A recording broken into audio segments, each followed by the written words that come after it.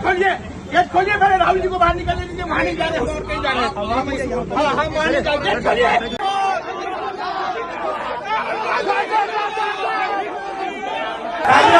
Barricade लगाया और मैं पीछे के रास्ते से आपके यहाँ आ गया।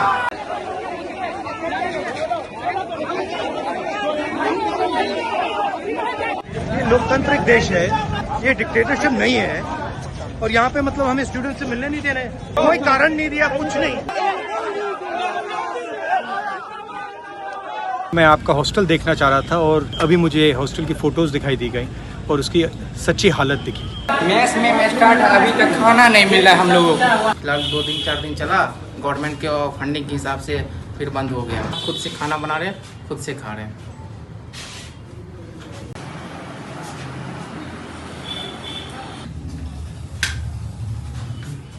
पानी आने लगती है इस सब के कारण। खिड़की हुई थी मैं डोर, ये विंडो में लगा नहीं हुआ है, शीशा नहीं लगा हुआ है पूरा। देखिए, दलित, पिछड़ा वर्ग, अति पिछड़ा वर्ग, आदिवासी वर्ग, आपके खिलाफ इस देश में 24 घंटा अत्याचार होता है। आपको दबाया जाता है, आपको शिक्षा के सिस्टम में रोका जाता है, आपके खिलाफ पेपर लीक किया जाता है और आपके करियर को रोकने के लिए, खत्म करने के लिए किया जाता है। हमने 3 मांगे की हैं। सबसे पहले सही तरीके का जाति जनगणना जो हमने तेलंगाना में किया। दूसरी बात, प्राइवेट इंस्टीट्यूशंस में, प्राइवेट स्कूल्स और कॉलेजेस में रिजर्वेशन, अति पिछड़ा का, ओबीसी का, दलित का, आदिवासी का।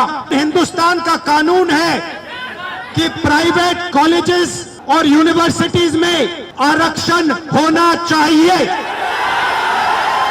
और ना नरेंद्र मोदी ना बिहार की सरकार उस कानून को लागू कर रही है।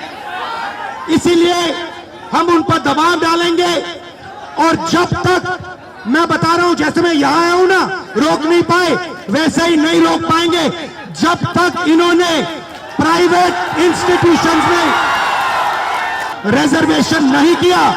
तब तक हम आगे बढ़ते जाएंगे, लड़ते जाएंगे। तीसरी बात, SC ST सब प्लान, जो आपका पैसा है, जो आपको नहीं दिया जाता है, आपको वो दिया जाना चाहिए। आप एक बात समझिए, बिहार की पुलिस ने अभी मुझे रोकने की कोशिश की, रोक नहीं पाई।